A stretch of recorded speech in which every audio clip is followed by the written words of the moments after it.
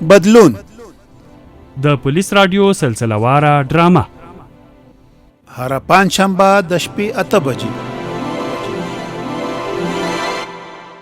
د بدلون ډرامې په 13 برخه کې تاسو واوریدل چې اجمل او زبیر خانای په بهوشه حالت کې د کور مخې ته وغورځاوه او دوی ترې په خپل مخ ولاړل. اوس به دا واورو چې قومندان جمال ته داسې کومه اړینه خبره کوي.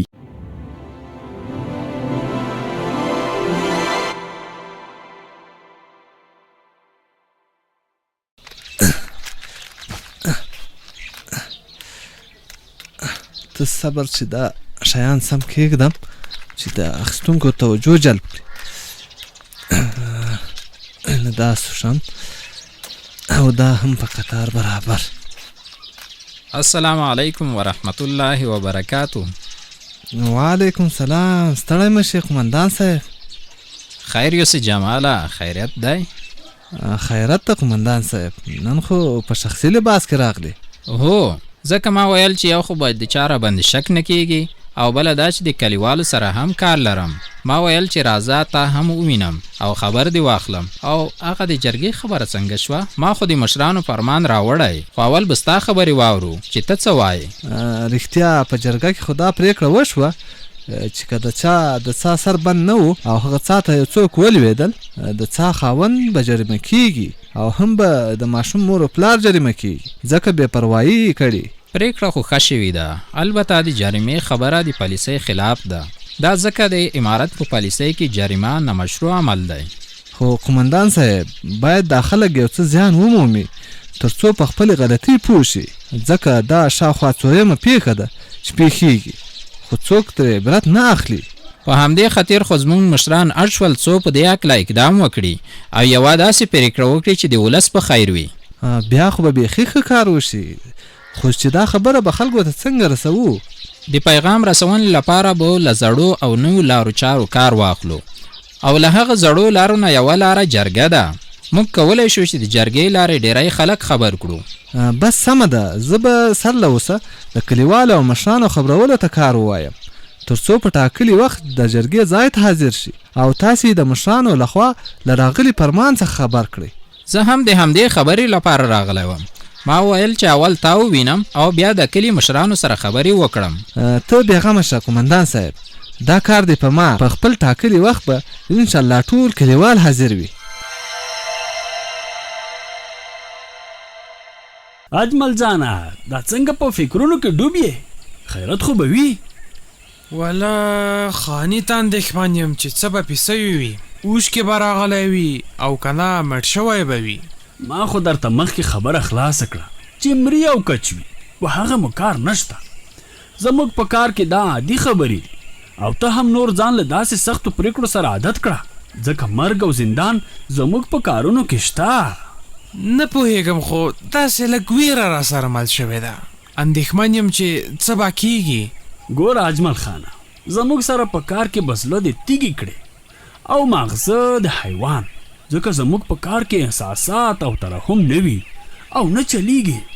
ته اوس دا خبرې پرېږده او دا ووایه چې هغه بوت څه شو؟ هغه مې د کوټې هغه سر ته وړی ما ویل چې څوک ورسره غرض ونه کړي. ته یې راواخله چې دا تیزاب پرې واچوو ګوندې دا سور رنګ یې لاړ شي او بیرته زوړ حالت ته راوګرځي. ته صبر چې راواخلم. دا واخله دا دې رنګ شوی بت ما درته په ځمکه کېښوده اوس پرې تیزاب واچوه. دې سطل کې کېږده چې دا تیزاب پرې واړوم. ته صبر دا دی. سمه ده. ما ویل چې په ځمکه ښه نه و هسې نه سطل خراب کړي.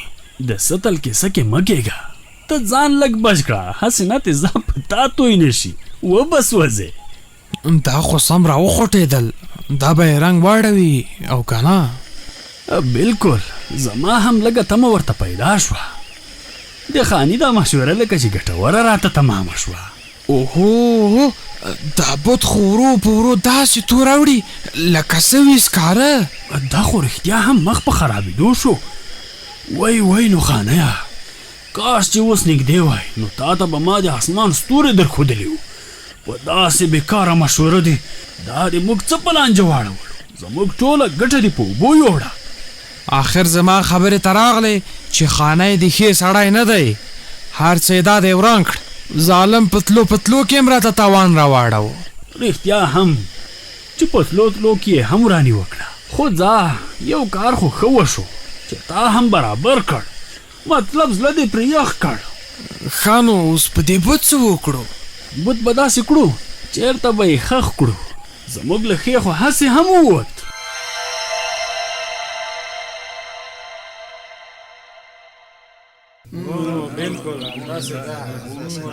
ورونو تاسې لږ غلي شئ او د مشرانو خبرو ته غوږ شئ تر څو پوه شو چې نن بیا د څه لپاره راټول شوي یو. زه پوهېږم چې بیا هم هغه د برمو او څاګانو خبرې کوئ، نورې خبرې خو هسې هم تاسو سره نشته. خلک را غونډ کړه وایه څاګانې داسې او څاګانې هغسې، ته پکې څه وایې؟ قدوس ماما د څاګانو خبره ځکه کوو چې د یو چا د زړه ټوټه پکې غورځېدلې وه، د یو چا د زړه کور پرې وران شوی و. ته ولې دومره په زړه سخت یې چې موږ د مرګونو د مخنیوي خبره کوو په تا بده لګېږي؟ خورایې په زړه سخت نه یم، زه وایم چې په څاګانو بندولو به څه وشي تر څو موږ په دې پوه نه شو چې ماشومان ساتل کېږي څنګه، روزل کېږي او پالل کېږي څنګه. یوازې ماشومان راوړل خو نه دي، د هغوی زده کړې د پالنې او روزنې هم غم خوړل پکار دي. ته پکې څه وایې؟ ستا خبره په خپل ځای سمه ده قدوس ماما، خو د څاګانو د سرونو بندول هم څه وړه خبره نه ده. د انسان ژوند ته ګواښ دی، نو باید لومړی د څاګانو د سرونو د بندولو خبره مخته یوسو، بیا به نورو ستونزو ته د حل لارې ګورو. نو خو په دې هکله مو مخکې هم یوه غونډه کړې وه، که نه ولې څو ورځې مخکې مو خلک له کاره نه وو ویستلي؟ ته پکې څه وایې؟ بلکل هماغه ورځ راټول شوي وو او پرېکړې مو هم وکړې، خو هغو پرېکړو یو څه ستونزه لرله، په همدې خاطر دا دی نو یو ځل بیا راغونډ شوي یو. ځکه خو د هغې غونډې پرېکړې ما نه منلې. ښه نو اوس نوې کومه خبره شته او که د هغې غونډې د پرېکړو د نه منلو لپاره مو دا غونډه را جوړه کړې ده؟ ته پکې څه وایې؟ هو نوې خبرې شته قومندان صاحب، تاسو خپله خبره وکئ. کلیوالو خبره خو داسې ده چې په تېره غونډه کې تاسو ښې پرېکړې کړې وې، خو ځینې ستونزې هم درلودې، او هغه دا چې د جریمې پرېکړه مو کړې وه. جریمه د شریعت له لارې نامشروع عمل دی. ښه نو چې جریمه نشته نو کومه سزا ورته ټاکل شوې ده که څه؟ ته پکې څه وایې قومندان صاحب؟ سزا خو د شریعت له مخې محکمه ټاکي، البته که د چا د څا سر لوڅ و او څوک پکې ولوېدل قانوني چالن به ورسره کیږي او سرغړونکي ته به سزا ټاکل کیږي. دا به اوس ډېر ښه کار وشي که څنګه قدوس ماما؟ ته پکې څه وایې؟ چې خبره د مشرانو ده نو قدوس به پکې څه ووایي؟ البته د ماشومانو مور او پلار باید هم داسې پرې نه ښودل شي. ته پکې څه وایې؟ که څنګه کلیوالو ستاسو خوښه ده؟